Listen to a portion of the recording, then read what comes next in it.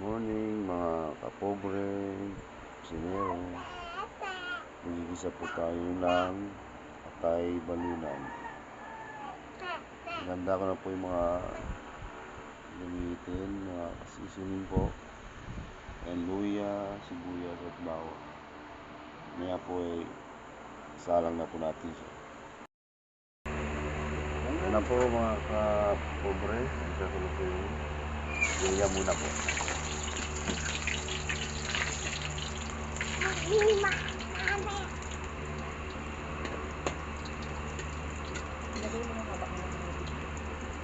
Na po, tapos pag medyo maluto-luto na po yung luya, lagay na po natin ng sibuyas at bawang.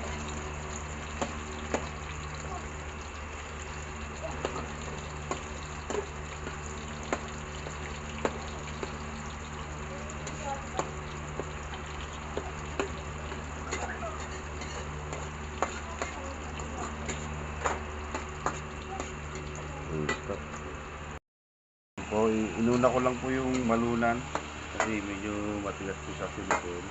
Sunod na po natin yung atay.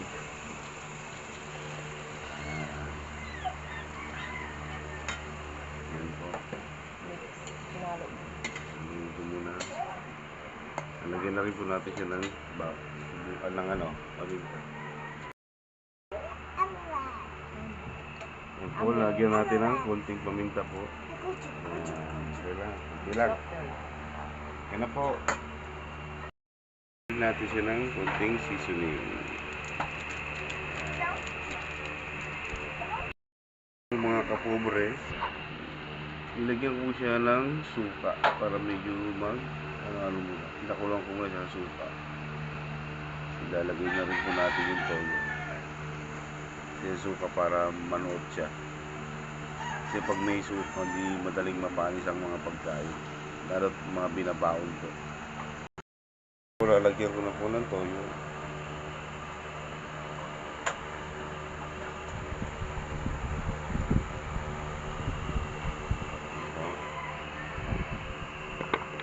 Nalagyan na rin natin yan ng konting tubig.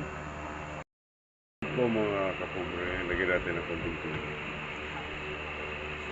Konti lang. Tingnan po yan. Mamaya papakuloan lang natin.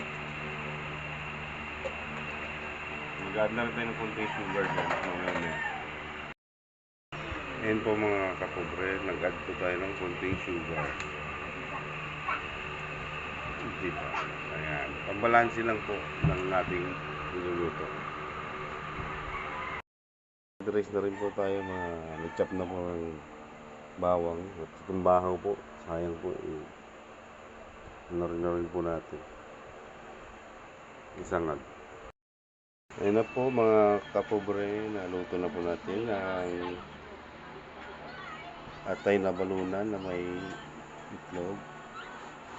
Kain po tayo. Good morning.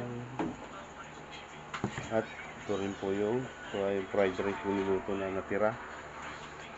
Garlic rice po siya. Ito. Kain po tayo. Salamat.